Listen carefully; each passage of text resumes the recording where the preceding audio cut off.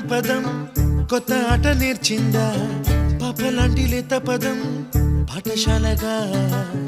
కూనలమ్మ జానపదం పల్లె దాటి వచ్చిందా చవళిల జానతనం పాట చూపగా కుంచెలో తాగే చిత్రాలు ఎదురొచ్చేలా అంతటా